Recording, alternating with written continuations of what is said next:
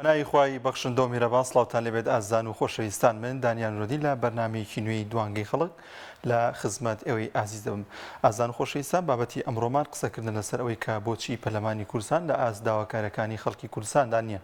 بۆچی هەمیشە و بەردەوام پەرلەمانی کوردستان سەرۆکایەتی پەرلەمانی کوردستان ئەو بابەتانی کە پێوەستن بە بژێوی ژیانی هاوڵاتیانەوە ئەو قەیران و گرفتانەی کە پێوەستن بە هاوڵاتیان و نایخاتە ئەجەندای کاری خۆیەوە گفتوگۆی لەسەردا بکات. لە ئێستادا لە هەرێمی کوردستان قەیرانی دارایی، قەیرانی ئابووری، قەیرانی بەنزین، قەیرانی گرانی بازار، دەیان قەیرانی دیکە نەبوونی هەلی کار، دانەمەزراندن، کێشە و گرفتی مامۆستایانی وانە بێژ وە کارمەندانی گرێبەز، ئەمانە هەموو کێشە و گرفتێکی زۆرن کە لە هەرێمی کوردستاندا هەن، بەڵام پەرلەمانی کوردستان نایەت گفتوگۆ لەسەر ئەم بابەتانە بکەن کە پرسی گرنگی ئەم هەرێمی کوردستانن. لەلایەک پەرلەمانی کوردستان لەلایەن هاوڵاتیانەوە هەڵبژێراوە، نوێنەرانی خۆیان ناردۆتە پەرلەمان تاوەکو چارەسەری کێشە و گرفتەکانیان بکەنەوە، چارەسەری ئەو دۆخی کە هەیە لە ئێستادا بیکەنەوە. زۆرێک لەو هاوڵاتیانە گلەی و گازندەی ئەوە دەکەن کە ڕۆژ لە دوای ڕۆژ دۆخی پەرلەمان و داواکاری هاوڵاتیان هیچ کات لەلایەن پەرلەمان و پەرلەمانتاران و سەرۆکاتی پەرلەمانەوە جێبەجێ ناکرێت. ئەمڕۆ پەرلەمانی کوردستان دانیشتنی ئاسایی خۆی بەستوە،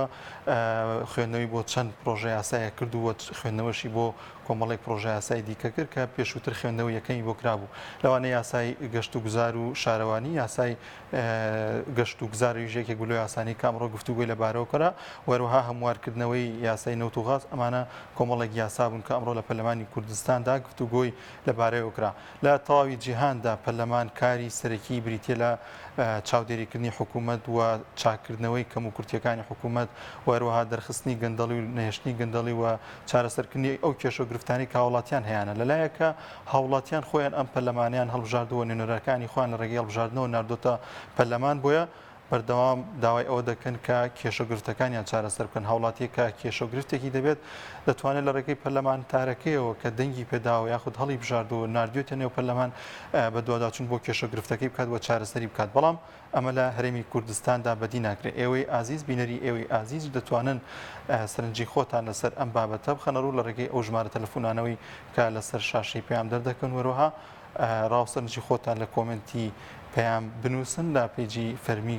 کەناڵی ئاسمانی پێیان بنووسن و لەسەر شاشە دەڕوا کە ئەمە تەوەری بابەتی ئەمڕۆمان دەبێت. لە ماوەی ڕابردوودا لە خولەکانی پێشووی پەرلەمانی کوردستان و ئەم خولەی کە ئێستا پەرلەمانتاران تێدایە، هەمیشە بەردەوام بە شێوازێکی زۆر کەم پەرلەمان توانیوێتی ئەو کێشە و گرفتانی کە هاوڵاتیان هەیەە چارەسەری بکات. ئێستا لە کە ساڵی 2022دان کێشە و گرفتێکی زۆر قەیرانێکی زۆر ڕووی لە هەرێمی کوردستان کردو کە لە ساڵانی ڕابردووتردا ئەمە بوونی نەبووە، گرانی بازار، گرانی نرخی بنزین و کێشە و گرفتی هاوڵاتیان، دواکەوتنی موچە، ناهاوسەنگی سەرچاوەدارایەکانی هاوڵاتی و کەمی موچە و هەروەها گرانبوونی ئەو شمەک و کەلوپەلانی کە لە بازارەکاندا هەن، ئەمانە هەمووی کاریگەری کردوتە سەر ئاستی بژێوی ژیانی هاوڵاتیان. ڕۆژ لە دوای ڕۆژ ژیانی هاوڵاتیان بەرەو خراپ تر دەڕوات و لەلایەکی دیکەوە بازرگانان یاخود ئەو کۆمپانیانەی کە سەر بە دەسەڵاتن بەشێکی زۆر لە بازاریان قۆرەخ کردووەوە، بە تایبەتی لە بابەتی نەوت و بنزین و ئەو بابەتانی کە گرنگن و ئێستادا گفتوگۆی زۆری هاوڵاتیان. لەلایەکی دیکەوە بۆ هۆی بێکاری و نەبوونی هەلی کار لە هەرێمی کوردستاندا، وەروەها نەبوونی هیچ فرسەتێکی دامەزران، گەنجانێکی زۆر ڕوو لە دەروی وڵات دەکەن و زۆرجار لەم ڕێگەیەدا ڕێگەی مەرەگەڵ دەبژێرن و ناگەنە ئەو وڵاتی کە خۆشیان دەوێت و لە ڕێگای گیان لەدەست دەدەن. ئەمە ژەر کێشە و گرفتێکی زۆرە کە گەنجەکانمان ڕووی تێکردون لە هەرێمی کوردستاندا.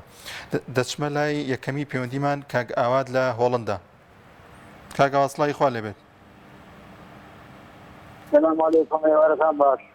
سلام کاک ئاواد جان، سەرچاوەکانم. تەوەرەکەمان لەسەر چییە؟ کاک ئاواد تەوەرەکەمان لەسەر ئەوەیە کە بۆچی پەرلەمانی کوردستان لە ئاست داواکاری هاوڵاتیاندا نییە. وڵای داوە علاقەی بە وەمی میزانی پەرلەمانتارەکانەوەیە کە لە کاتی خۆیان کە لە کاتی دەنانە خەڵک متمانە پەرلەمانتارانە کردو ببنە نوێنەری خەڵک، بەڵام لە ئاست داواکاریەکانی خەڵک ئەمە دەبێتەوە بۆ کارێکە ئەوەیە ئەم پەرلەمانتارانە بەڕێزەکەن ئەگەر ئەمانە پەرلەمانتاری خەڵک نین، پەرلەمانتاری حیزب، پەرلەمانتاری حیزب و نوێنەری حیزب. لەبەرەوە هیچ کاتێک وهیچ ڕۆژێک ئێمە وەکو هاوڵاتی لە هەرێمی کوردستان لە تەمای ئەوە نیم کەمانە ببنە نوێنەری ڕاستەقینەی گەری میلەت لەلایەکی تریشەوە ئەمانە بەدەنگی تەزویر بابڕین بوون بە پەرلەمانتار زۆربەیان ناڵەم هەمویان تعمیم ناکەم لەسەر هەمویان بەس زۆربەیان بەدەنگی تەزویر بوون بە پەرلەمانتار ئەمەش هۆکارێکە بەیانی کەم لە ڕێگای بەرنامەکەی بەڕێستانەوە دەستا خۆش بێ دەوەری باشە ئەمەش هۆکارێکە کە نەماتە هۆی جێگانی دەخۆشکردنی خەڵک زۆر باشە کاگات پێت وایە لەلایەکی دیکەەوە هاوڵاتیانیش خۆیان بەدەستی خۆیان ئەو نوێنەرانیان هەڵبژارد و نردونیاتە پەرلەمان دەیانتوانی کان نوێنەرانێکی دەستپاک و کەسانێکی بە ئەمە هەڵبژێرن و بینێرنە پەرلەمانەوە بەتاکید ئەگەر لەم چەند ساڵەی قسەی دەرا بتەواوە لەم چەند ساڵەی ئاخیرە ئەگەر خەڵک هۆشیاری ئەویان هەبووە یعنی پەرلەمانتارێک چه حیزبێ مشکلە نیە ئیسلامیە علمانیە پەرلەمانتارێک بتوانێت خزمەت بە نیشتیمان بکە بە گەل بکە بە هاوڵاتیان بکە هەڵبەتە ئەوانیش مشکی ئەویان دەرەکەوێت کە تاوانیان هەیە لەم هەڵبژارنەیە هەڵبەتە ئەوانیش ئێستا باسی ئەوەیان کە ئەمان نەبوونەتە هەڵبەتیانیش نەبوونەتە مای خۆشگوزەرانی بۆ باقی هاوڵاتیانی تر لەبەرەوە لەمە وەدووە ئەگەر خەڵک بتوانێت وەکو پێویست هاکارە ئەو پەرلەمانتارانە دەستنیشان بکات هەڵبەتە مەگوزارە نابێتەوە لەگەڵ ڕێز و خۆشەویستیم ئەزاکەم کاتان زۆر لێرەگرم کاتێکی خۆش هەسە فرازن زۆر سپاس بۆ کاگاوات لە هۆڵندا و دەچمە لای پەیوەندێکی دیکە کاک مەحموود لە دووە کاک مەحموود سڵاوی خوا لێبێت مامەسەجیان چوونی باشی ئینشاءالله سەرچاوەکانم کاک مەحموود جان تۆ باشیت والله مامەسەکەم بۆچی پەرلەمان نابووە بە خەمی هەلگرتنی وەزعی خەڵکەکە بەڵێ یەکەم سوچی ئەم ملەتە ڕاوی هەڵبژاردنەکانی ئاڕاکانی پەرلەمانی چاک نهەڵبژێرێتەوە فاسد هەڵبژێرێتەوە یعنی سوچ یەکەم ملەتە موڵپنە دوانیان ئەم پەرلەمانتارە بەداخەوە نینەری ملەتی نادەکاتەوە ملەتی نادەکات بەڵام نینەری حزبەکان هەروەها حیفاظی ناکەتنە ئەخلاقی ئەم ملەتە نەدینی ئەم ملەتە چی قانونێکی دەرێت لە دژی تعالیمی ئیسلام لە دژی ئەخلاقی ئیسلام دروست دەکاتەوە یعنی بەداخەوە یعنی مامۆستاکەم وەلەو لە دەرەوەی مەوضوع بەس قسە دەڵێن کەسێکە ئەڵێت ئەوە کە مەسەڵەن زانای ئاینی ئەڵێت ئەم حزبانی ئیسلامی دەوری چییە بابا کەم ئەمە دەوری ئەیە حیماەتی دینی ئەم ملەتە دەکاتەوە حیماەتی نانی ئەم ملەتەکە لە حقوقی ئەم ملەتی دەکاتەوە ئەمە هۆکاری ئەوە کە ناهەلێت یعنی ئەمڕۆ من قسە پەرلەمانتارێکی کە بەڵابێکی لە وەزی هاوی مزگەوتەکان کڵاتێتەوە منازەمەکانی کە قورئانی فێر دەکاتە کار دەکاتەوە ڕافڵکردن ئەو قافەکەی ڕافڵکردن زۆر باشە ڕافڵکردن معناتەوی پەرلەمانتار ئەگەر یەک پەرلەمانتار بە قسە دەکەتن بەڕاستی احتیمام نادەدە بەڵام ئەگەر قسە چاکی نەکەتن احتیمام دەکەتەوە و گەورە دەکەتەوە سوپاس دەکەم مامۆستاکەم زۆر سپاس بۆ کاک مەحموود لە دووەکەوە کاک حەمەڕەشی لە ژارا وەردەگرم کاک حەمەڕەشی سڵاوی خوا لێبێت سەرچاوەکان ئەوڕۆ پەرلەمانی کوردستان کۆبوویەوە گفتوگۆی لەبارەی یاسای گەشت و گوزار و شارەوانی پێت وایە گفتوگۆی لەسەر چی بکردایە ئاگام لێ ڕێزم بۆ کەناڵەکەت ڕێزم بۆ بینەران و ویسەران و ستافەکەت برای بەڕێزم گوتراوە کاڵا لە قەدر باڵای دەسەڵاتەکە ئەم پەرلەمانی قابیلە بە بەرگی خۆی درواوە ئەتۆ کە لە من دەپرسی بە نەخوێندەواری ئێستا من ئەندام پەرلەمان بە بایکۆتی پەرلەمانم دەکرد گوناحە لەگەڵیان دانیشتی تۆ پێت خۆش بێ پێت ناخۆش بێ ئەوەی بە خاڵی خۆیاندا بێ ئەوەی دەکەن بەڵام من دەپرسم لە تۆ نا لەبەرەوەی تۆ مەکانەکەتی جواب نییە چەند حیزب هەیە لە کوردستان کە کۆ دەبنەوە ماشەڵڵایان لەگەڵ نەبێ 17 حیزب وڵی زۆر نزیکن لە چاوەزارێ لەو عەردەی دویان دەسەڵاتدارن یەکیان خۆی هەڵاوەسیەوە و بەهینی خۆی گەی بە مەرابی خۆی گەی کە خەڵکی ئاوا بێئومێد کرد تێگەیشتی بەڵام لەو حەفدانە 14 دەمێنن تۆ بە 14 حیزب نەتوانی تاسیرت لەسەر پەرلەمان لەسەر دەسەڵات بێ نەتوانی تاسیرت هەبێ پێشڕەوی ئەم میلەتە مەزڵومەی بکەی بچی ڕەخنەی گوڵی لێ بگری ئەوە مەسیری میلەتەکەمانە ئەوە مەسیری دەسەڵاتەکەیە کە دەڵێم کاڵا لە قەدەر باڵایە ئەگەر گلەیشم لێ بکەی بە حەقی خۆمی دەزانم بێڵم دەبێ ئەوە موقیفی معارەزەی بێ بەو شێوەیە هەر یەکەی لە ئاوازێکی بخوێنی تعلیق لێک بدەن کاک حەمەڕەشید تۆ ئەو پەرلەمانتارەی کە هەڵەبژات بۆ پەرلەمان تا ئێستا کێشەگرفتێک هەبوو بچیتە لای و چارەسەری کێشەگرفتەکەت بۆ بکات ئەمە نیشم بەهەست 111 پەرلەمانتارەکەی نییە چونکە چاکیان دەناسم هەر کەس وەلای بۆ حیزبەکە خۆیەتی هەر کەس شاباسی بۆ حیزبەکەی خۆی لێ دەداوەوانی پێی هەڵا دەڵێن هیچم پێیان نییە بە پەرلەمانتارەکەی خۆشتمەوە چاک دەزانم چ دەکەن هەرچەندە دەسەڵاتی عالەمی ڕێ بە من نادا من هیچ نفوسم هەبێ و دەسەڵاتم بێتە دەست دەناکە ئێمە دەسەڵاتمان هەبێ زۆر بە پاکی شێ دەکەین تاریخی چەندمان دوێتی 80 ساڵەیە هەتی گوناحە بەرامبەر میلەتی نیمانە هەر بەڵام خەڵک لەگە پاکی نییە دەستخۆشی لێ دەکەم با زۆر وەزای نەکەوم زۆر سپاس بۆ کاک حەمەڕەشید لە ژاراوە کاک ئەمین لە عەربەد وەردەگرم کاک ئەمین سڵای خوا لێبێت السلام عليكم برايان عليك السلام ورحمة الله ولا برای بەڕێزم لەبارەی پەرلەمانەوە یعنی من وەکو خۆم هاواتیەک کە لە دیارنەوەیەک ئەمانە کە حکومڕانیان دروست کردووە ئەسڵەن باوەڕێم بە سیستەمی پەرلەمانی هەر نەبووە بەڕێی من پەرلەمانیان بۆ دووشی دروست کردووە ئەمان یەکەمیان بۆ ئەوەی کە پیشان دەرەبن بڵێ سیستەمی ئەم وڵاتە پەرلەمانی و ئەو دەنگی خەڵکە دوێمی بۆ ئەو یاسا ناڕەسەنانەی کە خۆیان دەیانەوێ تێپەڕێنن ئەینا ئێمە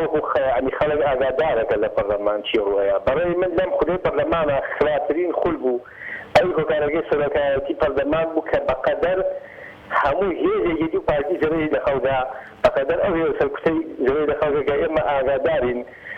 خۆجا ئەڵەواتێگەیدام خەڵکە خەڵکی ساڵی حەفتا بەشتاگانە کاکە خەڵکی سا شتە لانێ بوو شت لە بەرچارەتی ئاگادار بن کە ئۆپۆزیسیۆن و دارەکانی تر ڕۆژانەیە بۆ خەڵک بۆ ئەوەی کە بۆ ژیانی خەڵک ئەمان ئەچوون وەلا نەخست ئۆردە خوارد بیانستا ئەوانە جێبەجێ کردووە بەڕاستی پەرلەمان لە ئەمەنە یاری ماوە باجێنەوەیە کەی بیانوێت تێگەن کەی بیانوێت دروستێکن یعنی کە ئەڵەن گەلسە چاوە دەسەڵاتە ئەم قسە ئەسڵ و ئەساسی نییە لە وڵاتی ئەمە ئەمانە تەنیا پەرلەمانیان بۆ میکیاجی دەسەڵاتەکەی خۆیان دروست کردووە بۆ ئەوە دروست کردووە کە خواری پێقەڵەو بکەن ئەوەتانێ یاسای نێت و غازی خەڵک بە هاوێنە گەرمایەتی بە دیسانە خەریکە ئیسای خەڵک سەرماگەی دیسانی تاماوەتە بەم گەرما ئەما دوو یاسای نێت و غاز هەلە بەرامبەر برایەکەی دەرگای فیدراڵی ئەمە دروستەکە ئەینا خەڵکی ئیسفادێکی لە نێت و غازی ئەم وڵاتەکەی تۆ هاتووی تاکە بۆ نەمابینی یاسای لە بەرژەوەندی خەڵک هەموارکردەکەش بۆ بوو کە ئەندامێک بۆ ئەنجومەنی ئەو نەوتوخازە زیاد بکرێنی تەنها پۆستێکی حیزبی بوو بەڕاست ئەزانی بەرزیان خۆی من ئەزامان لەو شتانە هەیە ئەزامان لەو شتانەیە کە کەڕووە لە پەرلەمانە بەڵام هەر ئەوەیە یعنی ئەمانە تەنیا بۆ دووشە پەرلەمانی دروست کردووە ئەسڵم بەخۆیان باڕێیان پێ نییە و ئەوەشی کە دەنگ ئاباسی زۆری لۆکەمینە ئەکری ئەوەن خەڵک بۆشی دەکاتی تێ دەنگی بەوانەیەوە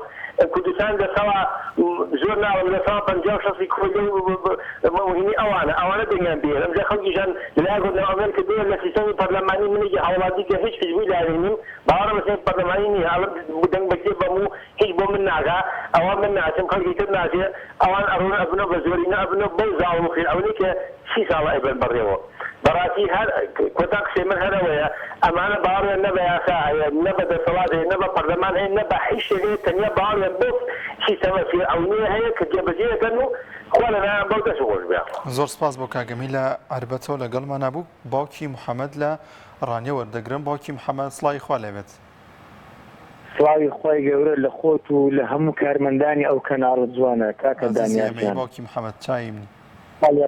سپاس دەکەم ئەگەر تۆ زەکاتم پێ بدەیت بابەتەکە زۆر زۆر حساس و گرنگە. خزمەتە ئەستەغفر الله لە خزمەت خوادین. وەڵڵاهی کاکە دانیارجان من خۆم بە کەسێکی ملتەزم بە شەریعەت و عەقیدە و بیر و باوەڕی ئیسلامی دەزانم، بەڵام پێ هەموو خەڵکەکی تاچی کورد گلەیم لە دوو حیزبە ئیسلامیەکەیە. لۆ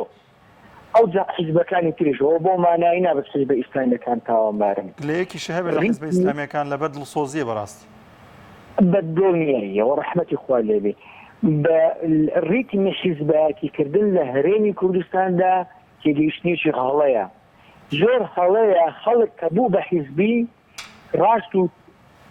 لێک جیان نکاتەوە، هەرچێکی حیزب پێی برێ ئەوە بکاتن. زۆر بەداخەوە لەناو هەموو خەڵکە حیزبەکانی کوردستان ئیسلامیەکانیش بە هەمان شێوە تەنها ڕێنمایی حیزب جێبەجێ دەکەن. بە دوای کێشە و کەم و کوڕیەکانی خەڵک ناکەون وەکو پێویست. من ناڵێم بە دوو ناکەون، بە دوو دەکەون، بەڵام وەکو پێویست نا. یعنی ئەو شەڕی لەسەر بڕیارەکانی حیزبی دەکا، ئەو شەڕە لەسەر کێشەکانی خەڵک ناکاتن. خۆی ناکوژی لە پێنا کێشەکانی خەڵک، بەڵام ئامادەیە خۆی بکوژی لە پێنا بەرپرسێکی کە بڕیارێکی لە بۆدایە. کاکە دانیارجان حەز دەکەم ئەو پرسیارە لە من بکەی برێ پێم بڵێ باوکی محەممەد ئەگەر تۆ زڵەوی دەسەڵات بکەوتە دەست چۆن ئیدارەی وڵات دەکەیت؟ ئەو پرسیارە لە من بکە. دەی فەرموو چۆن ئیداری وڵات دەکەی؟ سپاس لۆ نابێت باوەڕم پێ بکە کاکە دانیار هەرچی حیزبە مەمنوعی دەکەم. حیزب هەر دەوەشێنمەوە لە هەرێمی کوردستاندا بە هیچ شێوەیەک نابێ حیزب بمینێ، لەبەرەوەی تاچی حیزب زۆر بەداخەوە کۆیلەی بڕیاری مەکتەب سیاسی بەرپرسەکان و بنەماڵەکان بە نیزام دروست بکرێت هەر لە پێناو بەرژەوەندی و خزمەتکردنی خەڵکیان ئەگەر بە نیزامێکی جوان وەکو وڵاتانە لە پێناو بنەماڵە بزانم من وڵاتت چۆن بۆ بەڕێوە دەبم لە جیاتی ئەوەی خەڵکی حیزبی و کۆیلە و بندیوار و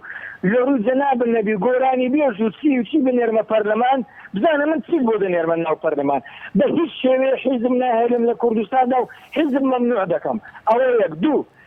هەر کاتێک کە تەبان مەجلیسی شورا دادنێم فەرقی نییە چی ناوەچی لێ دێنی لێ بنێ مهم ئەوەیە خەڵکانێک لە ناو ملەتدا هەڵبژێردرێ خەڵک دەنجی پێدا بەڵام حیزبی نەبی تەنها خەڵکی خاوەن بڕوانامە و ئاکادمی لە هەموو بوارەکاندا. ئەو حکوومەت لە ناو پەرلەماندا چەند ئەشخاصێک تەشخیص دەکەم کەسێک دەبێ شەهادەیەکی بەرزی هەبێ لەبارەی لە بواری کوشتتوکاوەوە ئەو دەکەم بە وەزیری کوشتتوکاو نە کەسێکی حیزبیەوە 25 ساڵە کەواگیرە ئەوە کوڕی فلانە ئاغایەوە کوڕی فلانە بەرپرسەوە ئەوە فلانە و فلانە. کەسێک دەکەم بە وەزیری دارایی کە دەرچووی بابەتی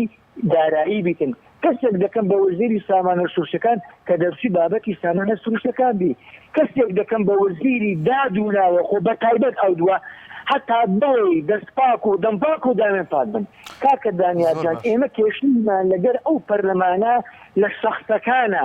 ئەو شەخسانەش حیزبەکانیان ئەوانەیان تەشکیل کردووە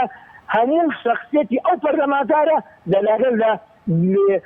بەرنامە و بیر و بۆچوون و ڕابردوو ئەو حیزبەش دەکاتن. زۆر بەداخەوە هەست و بڕیاری حیزبی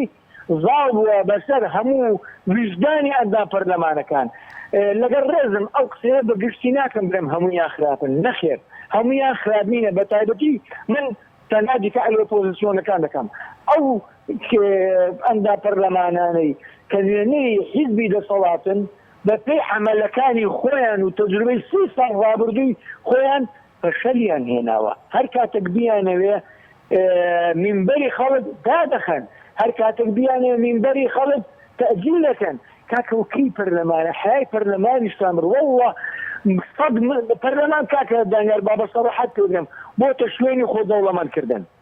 بۆتە شوێنی ئەوەی کە تۆ ببی بە خاوە سەرمایەک و هیچی تر ئەسڵەن ئەوەی کە پێش هەڵبژاردن ڕاکەڕاک و غارەغاری کووسە کۆڵانەکانیانە لەبەر خەڵک دەپارێنەوە دەنجا پێدەن کە دەرچون ئەسڵەن ئەوەی لە بیریان نەمینێ خەڵکە هیوادارم خەڵک کە چۆن ناو پەرلەمان لە خوا بترسی ئەو جا خەڵک ئەو جا پاشانەکە خەڵک تۆ ناردۆتە بێ کار لێ دەکەم خەڵک پرژێمەخە و سپاس بۆ جەنابەت زۆر سپاس بۆ باوکی محەممەد لە ڕانیەوە دەچمە لای باوکی محەممەد لە قوشتەپە سڵای خوا لەبێت باوکی محەممەد السلام عليكم میوانتان باش چاوەکانی میواری توێش باش خاصی من حەز دەکەم هەنی بابەتی حکومەت و پەرلەمانەوەوانە وەلا بین چونکەمانە زۆرێکن لە کەڕ نابیستن زۆرەکن لە کوێر نایبینین وەرە کەوەرێک تایبەت کە لەسەر قوربەسەری خەڵکی هەژار و نەدار و لێدە حڵات خەبێت کارەبایی وەرە بە من بڵێ کاتژمێر دوو دەخولەکی شەو دەستوری بندەکانی دەوروبەری قوشتەپە کارەبا دەبژێتەوە ئایا چون مرۆڤێک لەم خۆڵ بارانە و دەردەسەری قوربەسەریە کارە سەرێک بدوێتەوە چۆن بەرگێ بگرین لە کاتێکدا مۆری دێنێ لە گوندەکان حەربای نیشتیمانی لە کاتژمێر دوو دەخڵک ئاخر حەدی کاتژمێر بینیوە دەبڕێتن هەنی ناتوانانی فریای ئاو ناکەوی کاکە مۆریدێ بۆ ماڵزادە فریای بنزین ناکەوێتری بنزین بە 1200 دنیاە کاکە خاص بە 9000 بێتە بازرگانی لە سەقام بە 13000 کاکە حواز دە پەرلەمان بێنن ساڵانە 658 پاسەوان 11 سکرتێر 11 پەرلەمان بێتە لە سەرۆکی پەرلەمان کە چەند ئازانی بە عام بڵێن 2400 لە کادرانی حزبەکان تێر دەخۆن دەبنا ملیۆنێر دەوڵەمەند بە پەرلەمان و بە حکومەتەوە تۆ وەرە بەرنامەیەک وەکو پەیام تایبەت بچە بۆ خەڵکی دەوروبەری هەولێر بۆ دەوروبەری کوێ و تەختەق و سلێمانی هەموو بڵێ کاکە خەڵکی گوندەکە بەحەلیکە بزانین کارەبات چۆنە زانە وەشی ئاو چۆنە باوکی خوا لە ڕابردوودا گەنسبێتمان بەرنامەیە بکەین لێ کەم هاوڵاتی هەیە قسەمان بۆ بکە باس لە کێشە و گرفتەکان بکە ئێمەش کەمێکەوە کێشەمان بۆ دروزە بێ زۆر جار زۆر من یەک سێرەخەم ئێستا من قسە لەگەڵ جەنابەت دەکەم شوێن بەخواجە دەتانەیە گرتێکی دیدۆیتان بۆ دەنێرم ئەگەر لەم کاتێدا کاتژمێر 6 و 22 خولەک لە سنووری قوشتەپە نێوەندی خۆڵبارین لە 3 مەتر تا 4 مەتر نەبوو گلەویستکە ئەخە وەرە حنێمە چ ژیانەکە خۆڵباران هەر هەیە بێ کارەبای بێ ئاوی دستانان بێ نەوتین دستانان بەبێ غازین هەستەحەقانی بەڕاستی وەی لێ هاتووە خەڵک تابی نەقاقای هاتووە باوکی محەممەد تۆ هەموو شتانە باسێکی ڕاستە بەڵام ینی ئێمە ژەر باسەکەمان لەسەر ئەوەیە کە ئەمڕۆ پەرلەمان کۆ بووەتەوە ینی بۆچی پەرلەمان لەسەر ئەو کێشە و گرفتانەی کە تۆ باسی دەکەی گفتوگۆی نەکردووە پەرلەمانتارێکی پێشکوماری خەریک بوو وەڵاقی بەناوچاری سەرۆکی پەرلەمان بەشێکی چارەسەرکردنی و کێشان لای پەرلەمانە پەرلەمانتاری ترکمان کەەوە ترکمانەکە کەمینێژن لە هەولێر ڕێزمان لە بۆ خەڵکی ترکمان هەیە وەکو ئێمە دانیشتوی کوردستانن هەڵام ناکرێت پەرلەمانتارێک ئەوە هەواڵکە لەسەر سەرۆکی پەرلەمان وەڵا یەکە پەرلەمانتارێکی کۆمەڵ و یەکگرتوونەوەی نوێ بەیە چۆن بەخوا دەرجێک لە خۆ دکتۆر کازم فارغ ئەوەندەی نەکرد لەیانکردە دەرەوەی پەرلەمان پەرلەمانتارەکە شەب لە مێز بە هەوا لە سەرۆکی پەرلەمان دەکە لە چێ دنیا بۆ پەرلەمانتارێکی پارتێکی کەمینە هاوار بە سەرۆکی پەرلەمانێکی 5 ملیۆن کەسی بکات ئەمە لە چێ دنیا بووە لەی شوێنی دنیا وەکو کوردستانی ما يعني برلمان بغاصي من لقب في دور كذا مواجبه او كذا كمباركه برلمان لبرلمان تاعنا بس تندري توا هلنا كاك بابتي دزان كويس بابتي دز برمانجه كاك بابتي دز 15 دقيقه من دالان تمام من دالان پروردتين اواني كيسه لبرلمان اوانا پروردتي برلمانتاري پرورده سياسي عزبينا زور باشا باوکی محمد کاتی زور پیدای يوادارم زور باشا دزياكاني راجعان تاجستايلان هذه جديد بظن بقول دزياكا حكومات يعني براسي الحمد لله انا ببينن سين دخول ويران بو يعني تو لك استرجع لك كازمي بيشو تا كازمي دوازين يورو زانا كتن كازمي بكهربائي يعني خرج براسي ويرانا قرب السرا درد السريري لمعانات الكيا سين دخول اوروبيا شي بحزم اللي حصرنا تكتي يقول قسم بقرعه بمزاني بايا خديوزه بيش مجمع كذا حتى مالي من اول ثاني هذا حتى لدوري بري خشتنا لمالي من دخوات شو دخوات داوود بدست خوند بدانا حكومه دوي بيان گوشي نگروز جوكو عمرو درسكن زۆر سپاس بۆ باوکی محەممەد لە قوشتەپۆ لەگەڵمان نبوو دەچمە لای باوکی باران لە سلێمانیەوە باوکی باران سەلام عەلەیکوم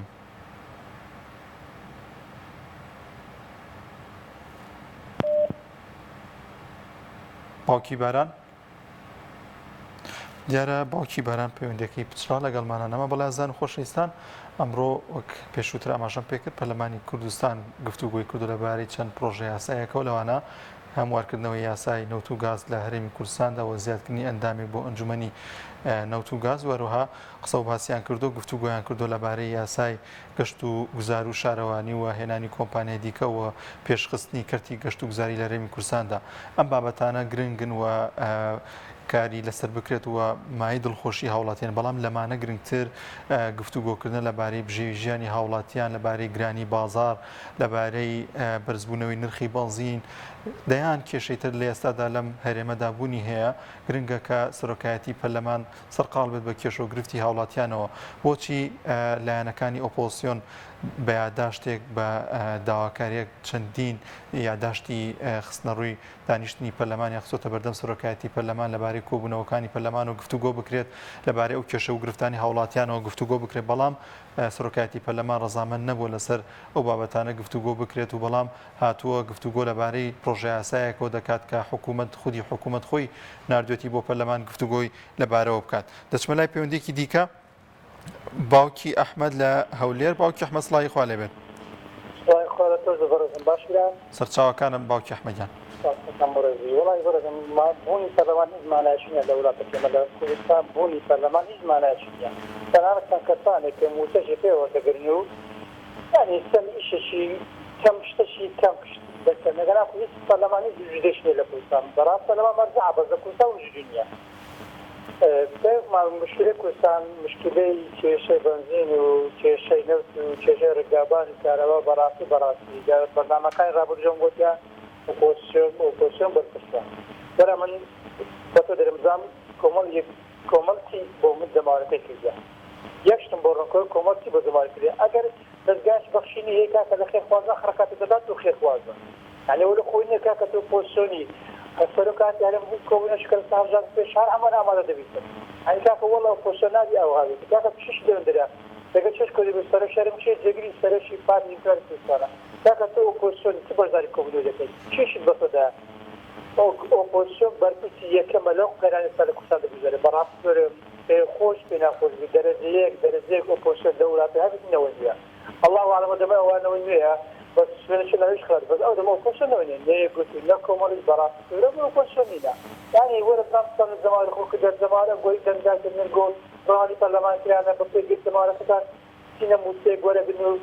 سينا بس سرت ولا بنو كيف تسافر ولا بزام تسافر يقول لكم صعب الزمان أخوك ده كيف تسافر كذا ولا سعادة كم ده تسافر كذا كاتو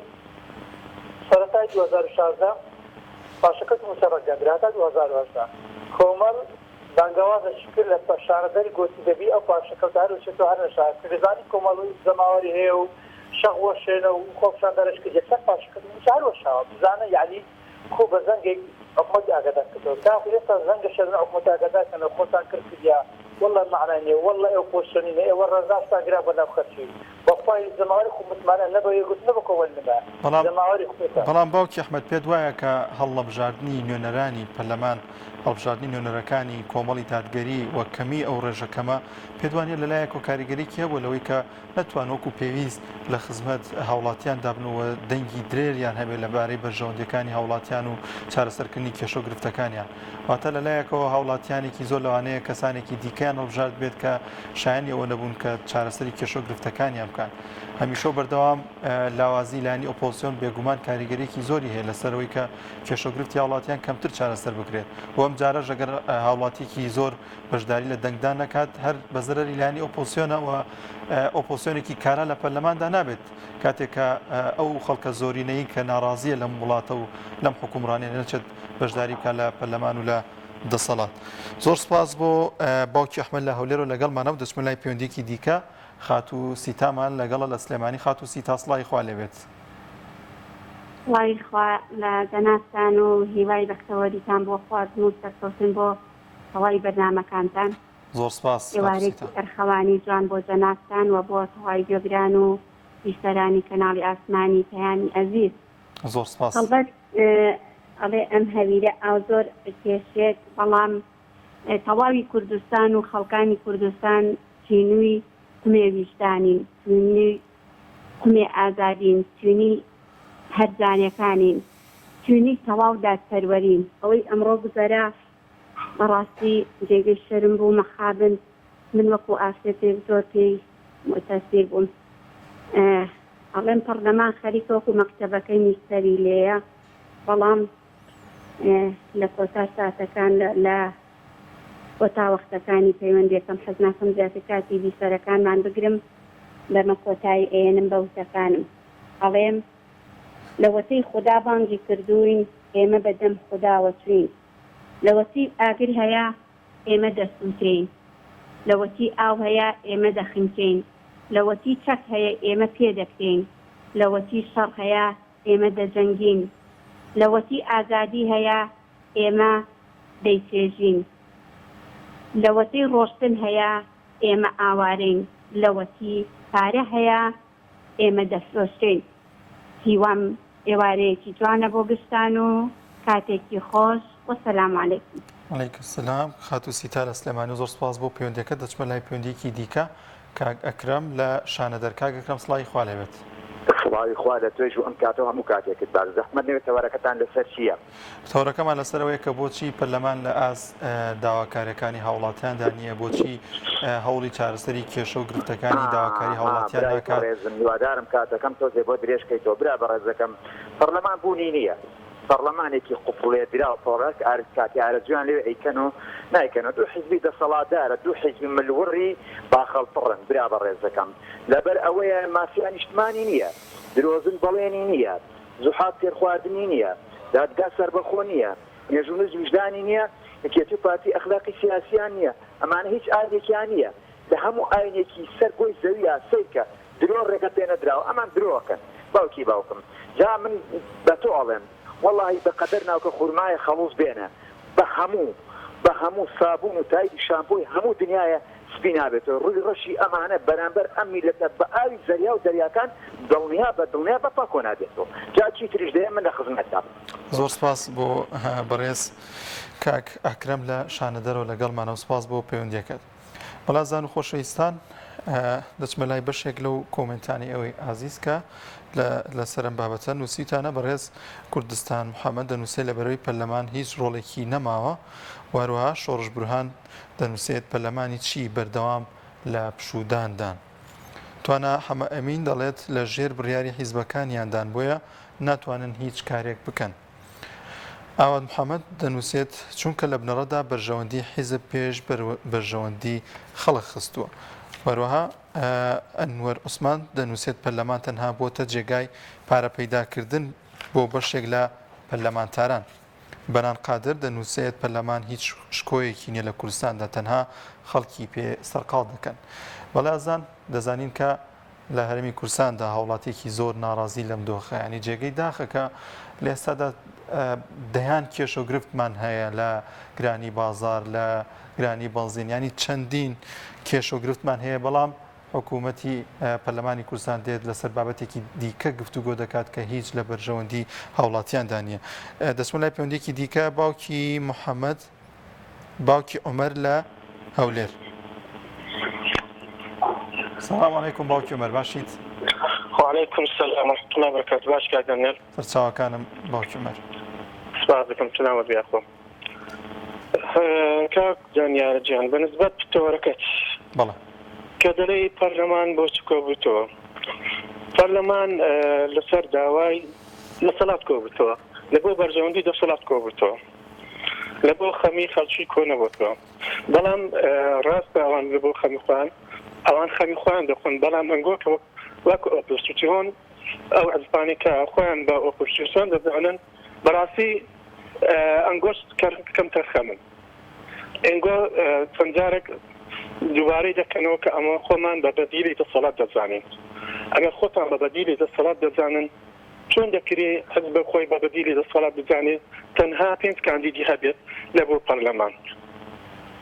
دەزانی سەپاسەت لەو 5 هەر 5 دەرنات ئەو پەڕی ئەو دای نابوو 3 کاندیدی دەربچێتن لەو 3 تەنها 1 دەرچوو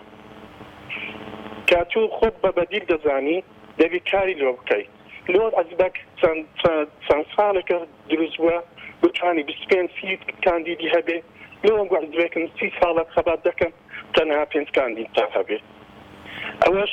لاوازی خۆتان دەردەخات خۆتان یانی دەزانن دەرێت قەبارەمان هەر ئەوەندەیە توانامان هەر ئەوەندەیە خەرک هەرەوەندە متمانەمان پێ دەکات لۆی دیارە ئەنگۆش هەر ئەوەندە کاندیدەتان هەبوو یعنی خەڵکەی توان بەتوانەتانی بیکەنە کاندید خەڵکانێکتان نییە دەریان بێخن و پێشان بێخن و بیانکەنە ئەندام پەرلەمان یان دیارە ئەوە لە خۆتان دەزانن کە توانای ئەوەتان نییە بێتوانایی خۆتان دەردەخات بێتوانایی ئۆپسیۆن دەردەخات بەرامبەر دەسەڵات کۆمەڵەکان لەگەڵ دەسەڵات دادەنیشن لەگەڵیان دادەنیشن هیچ گریفتێکتان نییە ڕاستە لەوانەیە جاروبار گلەیی دەکەن ڕاست جاروبار ناڕزایی دەردەبرن بەڵام ئەوە تەنها بەس نییە بەکردەوە دەبی سەرمێنن کە ئەوگۆ ئۆپۆزیسیۆن و خۆتان بەبادیل دەبێت بجانن بەکردەوە دەبێت چی بکرێت بەڕای تۆ بەڕای من دەبی ئەوە بکەن کە ئەنگۆ دەنین بە لە ڕێگەی پەرلەمانەوە خۆم بگەین بە دەسەڵات دەبی خۆتان دەربێخن و لە باتی 5 کاندید 50تان هەبێ با 50 دەرنەچێ با بیفێرچێ لەو 50 ئەو کاتی ئەنگۆ گلەیتان لەسەر نابێت ئەتوو کە خۆت بە بەدیل بجانی و 5 کاندیدت هەبێ لۆ گلەی لە خەڵک دەکەی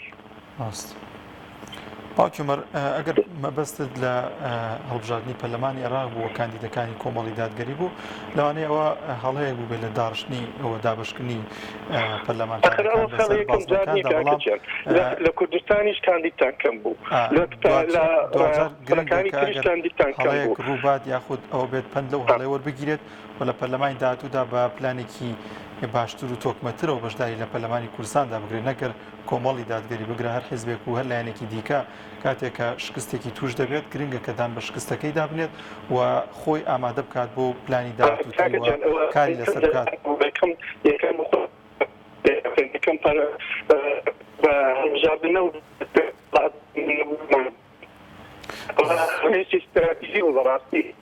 زۆر باشە زۆر سپاس بۆ باوکی عومەر لە هەولێر و لەگەڵمانە دەچمە لای پەیوەندیەکی دیکە باوکی بازیان باوکی ماکوان لە بازیان مامۆستا باوکی ماکوان لە بازیان باوکی ماکوان سڵای خوا لەبێت مامۆستا گیان سڵای خوای گەورە لە بەڕێستان عەلەیکە سەلام باوکی ماکوان گیان سەرچاو کارمەندانی کەناڵە جوانەکەتان دەستخۆشی دێکەمەوە سەرچاوەکانم وڵایی مامۆستای بەڕێز بە قەنەعەتی من پەرلەمان تەنها بۆ ڕووخۆشکردنی حکوومەتی هەرێمە یعنی بۆ چاوی کامێراکانە بۆ ئیستا جیهان بیان بینێ کامانە حکوومەتی جیهانی و پەرلەمانێکیان هەیە ئەجینا پەرلەمانی کوردستان جگەل ڕووتانەوەی خەڵکیەم هەرێمە جگە لە تاڵانکردنی داهاتەکەی هیچ خێرێکی بۆ ئەمی میلەت نەبووە زۆر بە بەڵگەشەوە بە ڕاشکاوی ئەڵێم ئەیسەلمێنم حکوومەتی هەرێم نەپێویستی بە حکوومەت و سەرۆکی حکوومەت و سەرۆکی هەرێمە نەپێویستی بە پەرلەمانە و ئەو ناوەشکە لە خۆی ناوبەداخە و ناوەکەی خەسار کردووە حکوومەت ئەبێ مؤسساتی بێ مؤسساتی خەڵکی بێ مؤسساتی حکومی ئەبێ خزمەتکاری خەڵک بێ بەڵام بەداخەوە لەلایەن کەسانی بنەماڵە و شەخصیەتەکانەوە خەڵکی داهاتی ئەم وڵاتیان ناتاڵان کرد ملەتی کوردیان ڕۆژەڕۆ کرد مامۆستای بەڕێز ئەمانە شایانی ئەوەی کە هەڵامژێرن بەڵام بەداخەوە ئێمەی کورد ئێمەی خەڵکی دواتەوتوو هەموو چوار ساڵ جارێ کۆمەڵی خەڵک دەوڵەمەنەکەین ئاگەی بە ئەندام پەرلەمان ئاگەی بە دوێنەر و ئاکە و چۆکای خۆمان بۆ تاڵانکردنی وڵاتەکەمان ئەمە ساڵێکی نیە و دوانیە و سیانیە و چوار نیە پێم خۆشە هەموو گەلی کورد ئەوەی کە دیسەی کەناڵە بەڕێزەکەی ئەوەی دوای لێ باشەوە بگرێت ئێمەی کورد زۆر خەڵک ئەەکەین بە ملیاردەر بۆ ماوەی چەند ساڵێک 6 ملیۆن وەرەگرێت بەڵام بەداخەوە هاویشتمانی هەیە خاوەن شەهیدەیە کە سوکاری ئەنفالێ دینارە لە ماڵەکەیانە سوێن بەخوای گەورە فەقیری وایە پاری یەک جلیگانە و دیپێنیە بەداخەوە ئەمانە کەدوونەتە هەڵاکردن و کاڵکردنی هەرێمی کوردستان من دەستخۆشی دەیە کە بەداخەوە بۆ پەرلەمانەش کە هیچ وڵاتێکی نییە هیچ هەڵوێستێکی نییە پەرلەمانێکی بێڕوح و بێدەسەڵات و دەستی خۆش زۆر سپاس بۆ باوکی ماکوان لە بازیان و لەگەڵمانە بوو وڵازان و خۆشەویستان بەردەوام دەبین ئێوەی ئازیزیش دەتوانن ڕاوسەرنجی خۆتان لەسەر ئەم بابەتە بخەنە ڕوو کە قسەکردنمان و گفتوگۆمان ئەمڕۆ لەسەرەوە بوو کە بۆچی پەرلەمان لە ئازداواکاریەکانی هاوڵاتیان دانیە بۆچی کارنامەی حکوومەت ئەو بابەتانە ناخاتە دانیشتەکانی و ناخاتە کۆبوونەوەکانیەوە کە پێوەستن بە بژێی ژیانی هاوڵاتیانە و پێویستن بەو بارودۆخی کە ئێستادا هەرێمی کوردستاندا هەیە بۆچی سەرقاڵ دەبێت بە کۆمەڵە پرۆژە یاساوە کە حکوومەت خودی حکوومەت خۆی ئەو پرۆژە یاسانی نردۆتە پەرلەمان و داوای کردووە گفتوگۆی لەبارەوە کردبێت هەمیشە بەردەوام بۆچی پەرلەمان و سەرۆکایەتی پەرلەمان ئەو پرۆژەیە یاسایان یاخود ئەو کارانە دەکات کە مای دڵخۆشبوونی حکوومەتن و حکوومەت لی ڕەزامەندن هەمیشە و بەردەوام چاودێرانی سیاسی پێیان وایە لەم کابینەی حکوومەت و لەم خولەی پەرلەماندا پەرلەمان کارێکی وای نەکردووە کە پرۆژە یاسایە یاخۆ شتێک بێنێتە ئاراوە کە لە بەرژەوەندی هاوڵاتیاندا بێت لە ماوەی ڕابردوودا هیچ کێشەیەکی هاوڵاتیان لە ڕێگەی پەرلەمانەوە چارەسەر نەکراوە بگرە کێشە گرفتەکان ڕووی لە زیادبوون کردووە هیچ کات نەتوانراوە ئەو کێشانی کە هاوڵاتیان هەیەە ئەو مەعاناتی کە هاوڵاتیان هەیەە چارەسەر بکرێت لە ئێستادا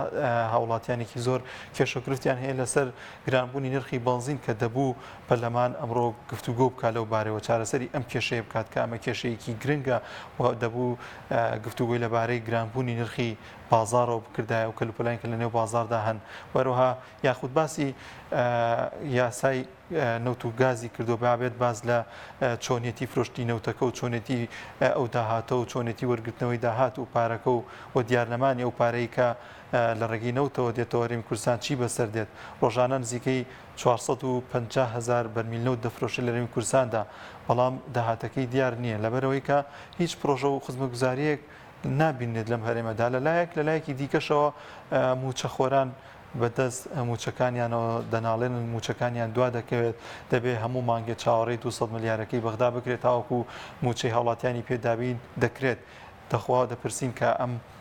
داهاتینەوتە چی بەسەر دێت کە لە کاتێکدا پرۆژەی خزمەتگوزاری پێ ناکرێت لەلایەک موچەکەش وەکو پێویست نادرێت کە دەبێت چاوەڕێی 200 ملیارەکەی بەغدا بکات حکوومەت تاوەکو بتوانێت موچە دابەش بکات وەروەها لە هەمووی گرنگتر لە ڕابردوودا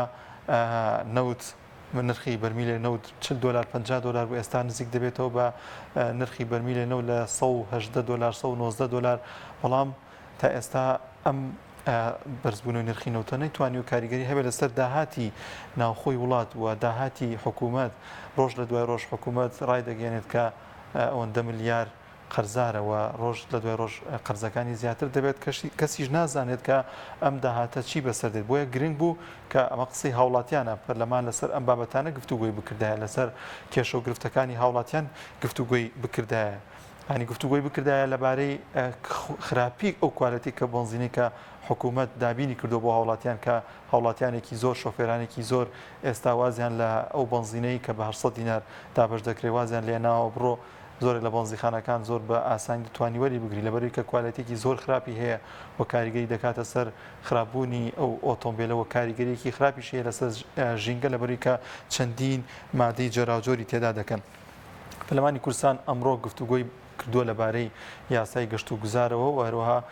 خوێندنەوەیەکی دیکەشی کردو بۆ یاسای هەموارکردنەوەی نەوت و گاز کە ئەو یاسای لە ساڵی 2007 ئەو یاسای دەرچووە دەبوو نەوت و گاز لە هەرێمی کوردستاندا لەلایەن چەند کۆمپانیایەکی نیشتیمانیەوە کە ژمارەیان 4 کۆمپانیا دەربێنرێت وە داهاتەکەی دیار بێت وە سندوقێک بەناوی داهاتی نەوت و سامانە سروشتەکان دروست بکرێت بەڵام ئەم یاسایە تاوەکو ئێستا هیچ کاری پێ نەکراوە بۆیە حکوومەت هەرێمی کوردستان لە چاو ئەو یاسایی یاخود ئەوەی کە دادگای عێراق بڕیاریدا لەبارەی یاسای نەوت و گازە و گفتوگۆی لەبارەوە بکات مامجەوهەر وەردەگرم لە کۆیە کۆتا پەیوەندی مامجەوهەریان سڵای خوا لێبێت سڵاو لە بنابێت ڕێگەم بدە بەڵام قسەم مەبڕە خزمەتە من دەپرسێم کە ئەوانە هاتنەوە نابا لە سەرەتا دەست بکە ئایا سەدام ئەگە پیلانەکەی جێبەجێ بکردبە کورد لە ناو ببربە وڵکە عەرەبی هینا بە ناو کوردستان ئەو هەموو حزب سەرکردانە دەستنەوە چۆن دەبێت لە چی خۆیان دەدیتەوە میلەتەکە تووشی چ نەهامەتیشیدا ئێستا سەرمە دەبوو هەموو سەرکردە سیاسەکان بەسە عیبە بەسە ئەوە چەند ساڵە خەڵک هاوار دەکات ئەو کەسە سەرکردەیە کە میلەتەکە خۆشی بێە ئەو کەسە سەرکردەیە کە سەهالە بژی کە میلەتەکەی سەهالە بژی بەڵام ئەوانە نەسەرکردنە نەزیانیان ساحانەیە نە ئەگاشیان لە میلەتە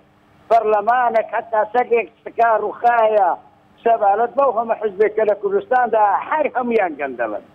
بەسەرۆک حکوومەتت بەسەرۆک هێرێمت بەسەرۆک حزبەکانت بە پەرلەمانت بەسەرۆک کۆمارت هەتا ئێستا 31 ساڵە یەک شتیان نەساندیە